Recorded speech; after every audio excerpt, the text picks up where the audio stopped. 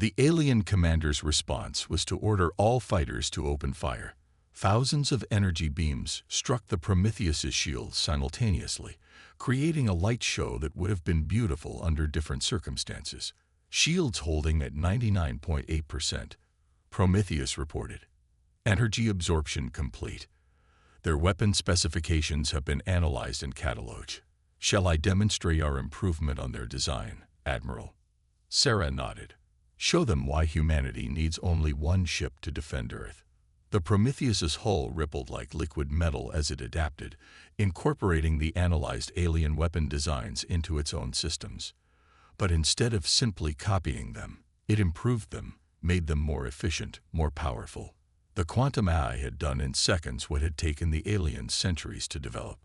Target their command vessel's weapon systems only, Sarah ordered. Let's show them the difference between quantity and quality. The Prometheus fired a single shot, a combination of human ingenuity and improved alien technology. The beam passed through the alien fighters as if they weren't there, their shields useless against their own weapons turned against them. It struck the alien command ship with surgical precision, disabling its primary weapons without causing any casualties. As alarms blared across the alien fleet and confusion spread through their ranks, Sarah opened a channel once more. That was one shot, from one ship, using your own weapons, but better. Shall we demonstrate what else humanity has learned while you relied on numbers alone? The alien commander's mandibles clicked rapidly in what Sarah assumed was agitation. For the first time since they arrived, the aliens seemed to realize that perhaps they had made a terrible mistake in underestimating humanity's capabilities. The real demonstration was about to begin. The Guardian Protocol. The alien commander's response to the Prometheus's demonstration came in the form of a massive coordinated assault. Thousands of ships moved in perfect synchronization, forming geometric patterns that seemed to bend the very fabric of space. Energy spike detected, Commander Rodriguez reported, his fingers dancing across the holographic controls. They're channeling power between their ships, creating some kind of unified weapon system. Admiral Chen watched as lines of energy connected the alien vessels, forming a vast web of power. Prometheus, analysis. Fascinating design concept, the AI replied. They're using quantum entanglement to share power across their fleet. Inefficient implementation, but the theoretical framework is sound. Permission to study their technique while we defend against it. Sarah smiled slightly. This was why humanity had succeeded where others failed. Their AI didn't just fight, it learned. Granted, but priority one remains defending Earth.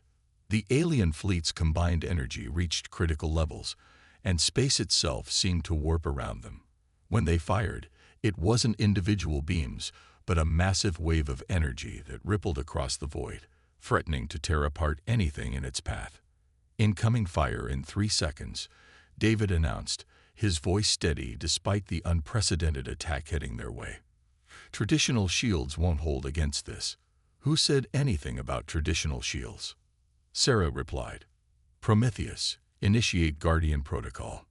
The ship's response was immediate and spectacular.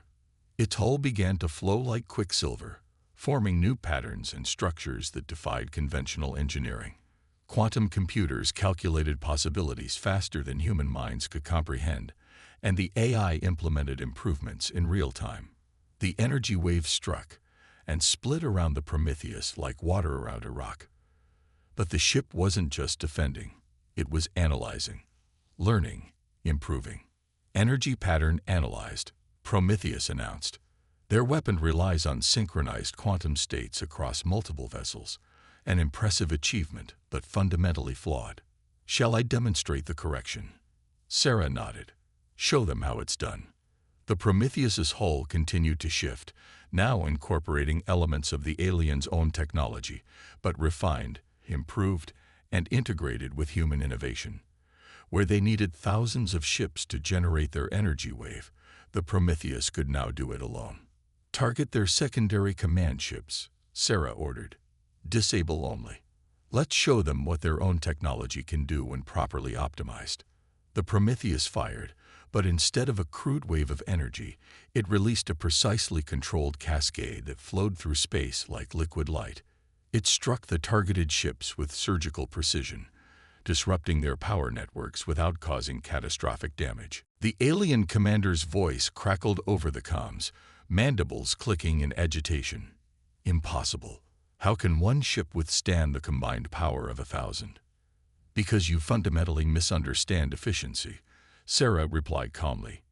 Your fleet is like 1,000 people trying to lift a boulder by pushing randomly. We're a single person using a lever correctly. The aliens responded by launching their entire complement of fighters. Tens of thousands of small craft swarmed toward the Prometheus, each one carrying enough firepower to level a city. They moved in complex patterns, clearly hoping to overwhelm the single human vessel with sheer numbers. Multiple attack vectors detected, David reported. They're trying to saturate our defense grid. Sarah remained calm.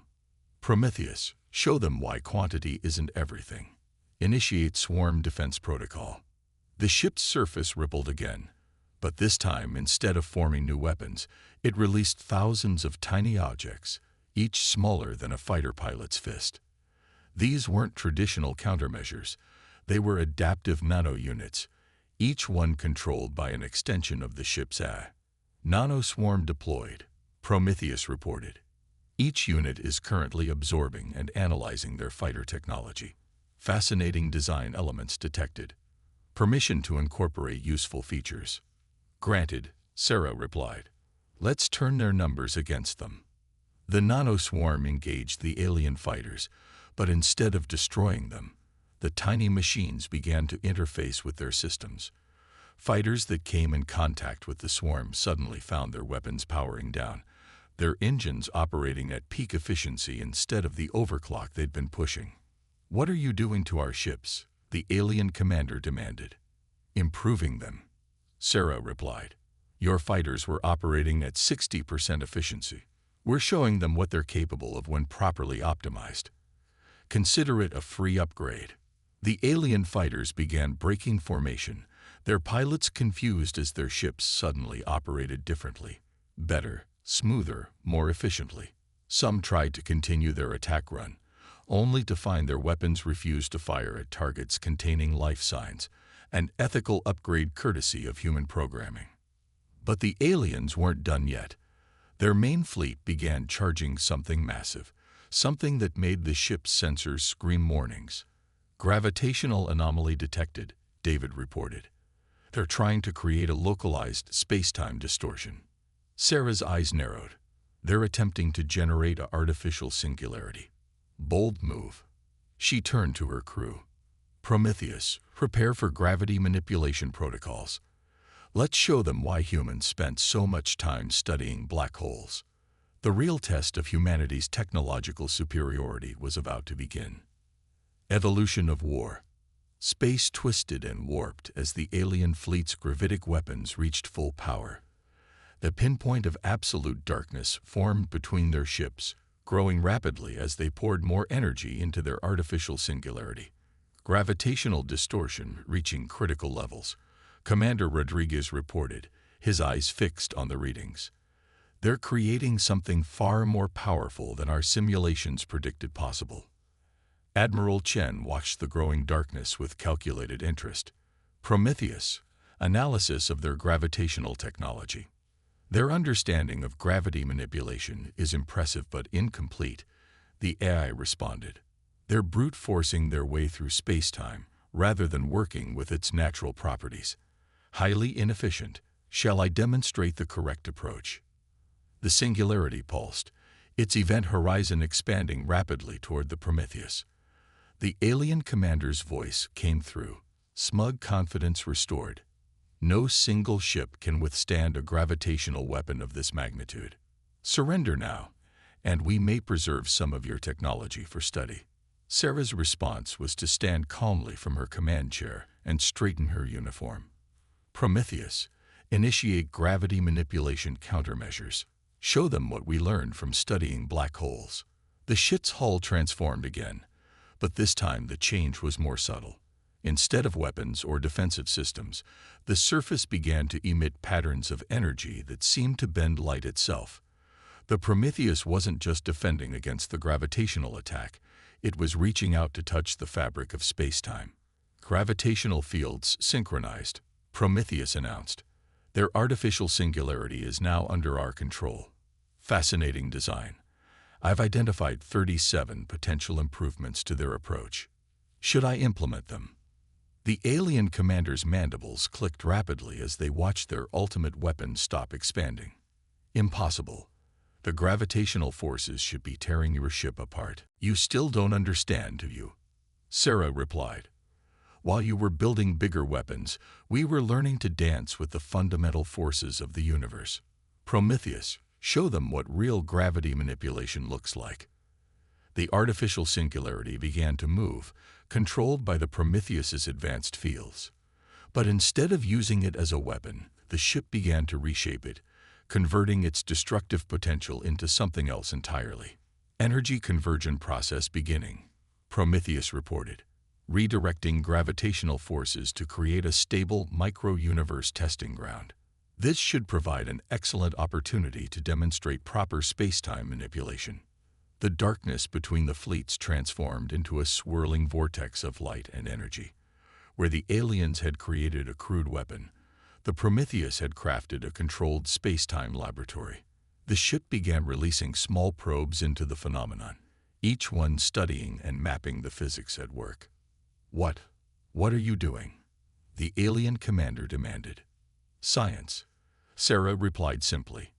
Your weapon gave us an excellent opportunity to test some theoretical models about space-time manipulation. Thank you for the data. But the aliens weren't done yet. Their fleet began to split into smaller groups, each one charging different weapon systems. Energy beams, plasma torpedoes, and exotic particle weapons all fired simultaneously at the Prometheus. Multiple weapon types detected, David announced. They're trying everything they have. Sarah nodded. Good. More data for us to analyze. Prometheus, initiate full-spectrum defense and adaptation protocols. Let's learn everything we can from their arsenal. The Prometheus's hull rippled and flowed, creating new defensive systems in real time as it analyzed each type of weapon fired at it. But it wasn't just defending. It was improving upon every technology it encountered. Weapon analysis complete, Prometheus reported. Their energy weapons operate at 45% efficiency. Plasma containment could be improved by 60%. Particle acceleration methods are centuries behind optimal designs. Shall I send them the corrected specifications? Sarah smiled. Why not? Consider it a gesture of good faith. To the aliens' astonishment, their weapons began to change as they fired them. The Prometheus wasn't just stopping their attacks, it was rewriting the very technology they used, showing them better ways to harness energy, contain plasma, and accelerate particles. Ships throughout the alien fleet began reporting unexpected improvements in their systems. Weapons fired with perfect precision. Shields operated at peak efficiency, and engines ran cleaner than they ever had before. Stop this at once, the alien commander ordered. You're interfering with our technology. We're improving it, Sarah corrected them. Every weapon you fire at us teaches us something new, and we're sharing those lessons with you. That's the fundamental difference between our approaches. You see technology as something to be hoarded and weaponized.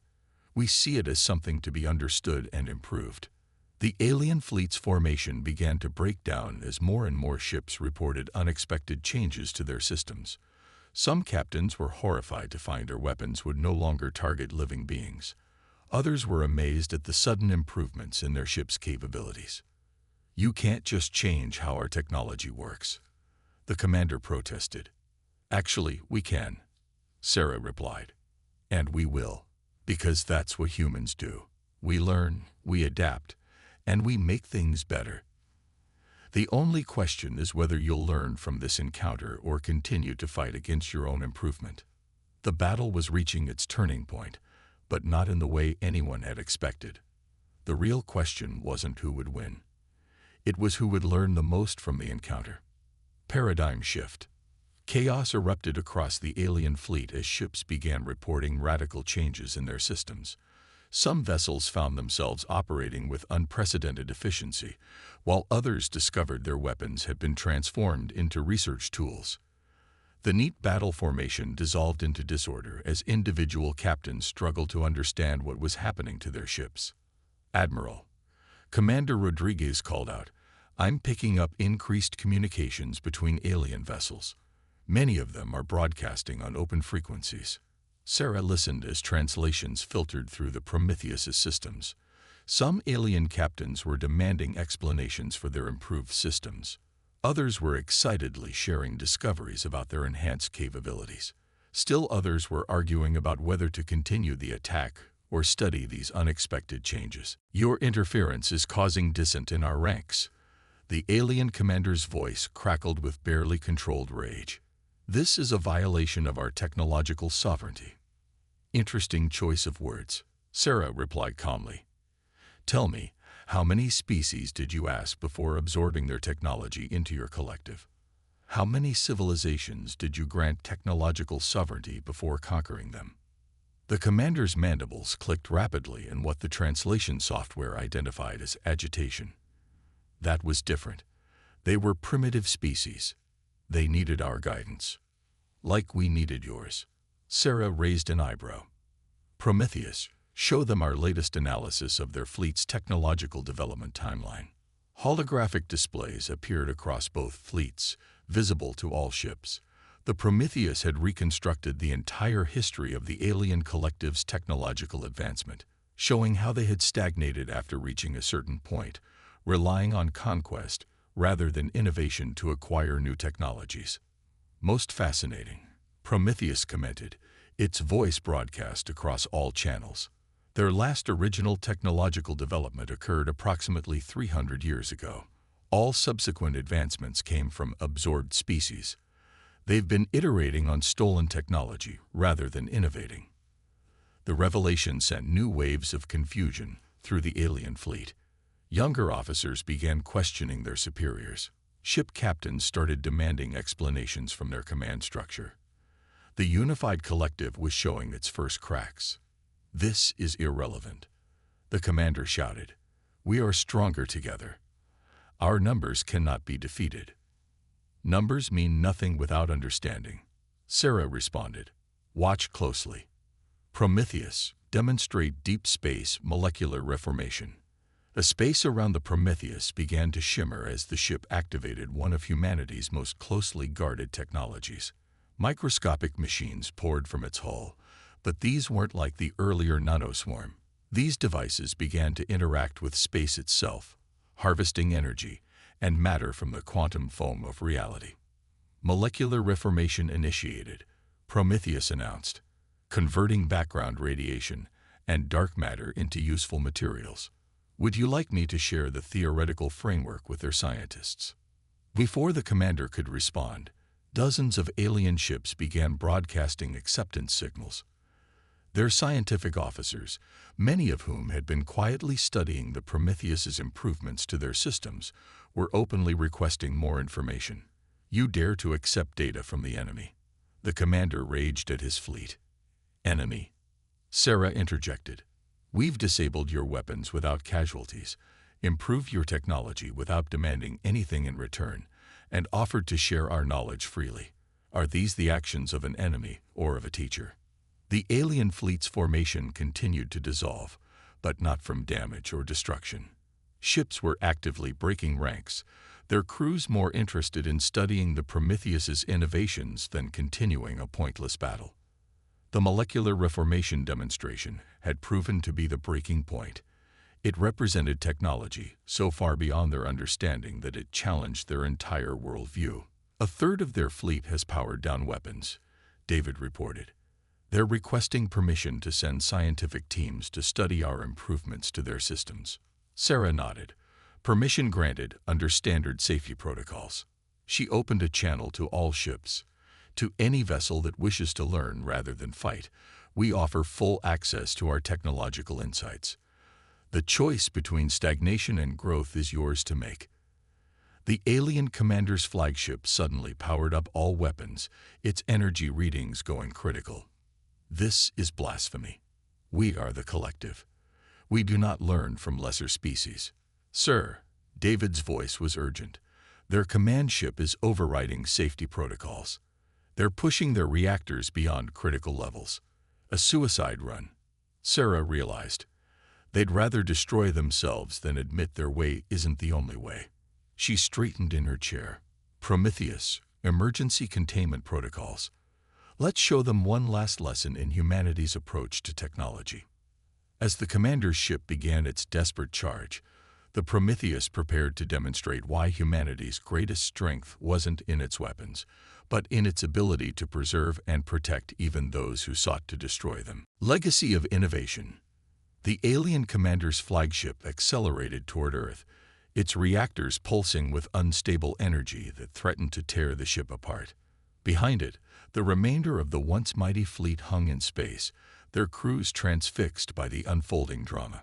The suicide run wasn't just an attack, it was the last desperate act of a dying philosophy. Impact in 60 seconds, David announced, his voice steady despite the tension. Their reactor containment is failing. The explosion would devastate half the solar system. Admiral Chen stood from her command chair, her eyes fixed on the approaching ship. Prometheus, what do you see when you look at their vessel right now? I see fear, the eye replied, its voice thoughtful. Fear of change, fear of being wrong, fear of a universe that doesn't conform to their expectations. But I also see potential. Their reactor technology, even in this unstable state, has remarkable properties we could learn from. Sarah smiled. This was why humanity had succeeded where others failed. They never stopped learning, even in the face of destruction. Then let's give them one final lesson. Initiate Operation Paradigm. The Prometheus's hull began to transform, but this time it wasn't becoming a weapon or a shield. The ship's surface flowed like liquid metal, extending tendrils of pure energy that reached out toward the approaching alien vessel. Each tendril carried within it the culmination of human understanding about energy, matter, and the fundamental forces of the universe. What are you doing? The alien commander demanded, his voice breaking with desperation. You cannot stop this. Our death will prove our superiority. No, Sarah replied calmly. Your survival will prove humanity's. She turned to her crew. Prometheus, begin energy conversion protocols. Show them our greatest achievement. As the tendrils of energy made contact with the alien flagship, something remarkable began to happen. The ship's overloading reactor didn't explode. Instead, its chaotic energy began to stabilize, transform, and evolve. The Prometheus wasn't just preventing a catastrophe. It was turning destructive power into creative potential. Energy conversion at 30%, Prometheus reported. Their reactor's unique properties are fascinating. Permission to incorporate beneficial elements into our database. Granted, Sarah nodded. Let's learn from them even now. The alien commander watched in disbelief as his ship's suicide run was transformed into something entirely different. The energy that would have destroyed them was being channeled, refined, and repurposed. Where there should have been destruction, there was creation instead. How? He demanded. How can you do this? Because humanity learned long ago that the greatest power isn't in destruction, Sarah explained. It's in transformation. In taking what exists and making it better. Your reactor isn't exploding because we won't let all that potential go to waste. Across the alien fleet, sensors recorded something unprecedented. The energy from their commander's ship was being converted into pure creative potential. New structures were forming in space, research stations, energy collectors, and observation posts. The Prometheus was using the very power meant to destroy them to build something new. Energy conversion complete, Prometheus announced. Their reactor has been stabilized and improved. Efficiency increased by 300%. I've taken the liberty of transmitting the improved designs to their entire fleet. The alien commander's ship hung in space, its weapons and engines quiet, its crew witnessing the impossible. Around them, the new structures pulsed with clean, stable energy, a testament to humanity's ability to transform destruction into creation. "This is who we are," Sarah broadcast to the fleet. "We don't conquer, we go assimilate. We learn, we improve, and we share what we learn. This is humanity's gift to the galaxy, not domination, but elevation." The response came not from the commander, but from hundreds of ships throughout the alien fleet. Messages of amazement, of gratitude, of understanding poured in. Many had already begun studying the improvements the Prometheus had made to their systems. Others were requesting permission to send scientists to the newly created research stations. "You've destroyed everything," the commander said quietly. "The collective will never be the same." "No," Sarah agreed. "It will be better. Prometheus, show them the simulation of what their technology could become if they embrace innovation over conquest." The space between the fleets filled with holographic projections, showing the potential future of their civilization. Not as conquerors, but as innovators. Not as stagnant collectors of other species' achievements, but as true pioneers of progress. "The choice is yours," Sarah told them. "Continue as you were, conquering and collecting, always falling behind, or join humanity in looking forward, in pushing the boundaries of what's possible. We offer partnership, not subjugation. Progress, not power." The alien commander looked at the research stations that had been born from his attempted suicide run. He watched as his own crew eagerly studied the improvements to their ships. He saw the future laid out before them, a future not of warfare, but of wonder. "Perhaps," he said finally, his mandibles moving slowly, "it is time for the collective to learn a new way." Above Earth, the Prometheus hung in space, its mission accomplished. It had defended humanity not through destruction, but through transformation. Not by proving their superiority, but by demonstrating their commitment to progress. This was humanity's true power, not the ability to win wars, but the wisdom to transform them into opportunities for growth. Not the strength to destroy their enemies, but the vision to turn them into partners in progress. The stars stretched out before them, filled with endless possibilities for those willing to learn, to change, and to grow. And humanity was ready to lead the way, one lesson at a time.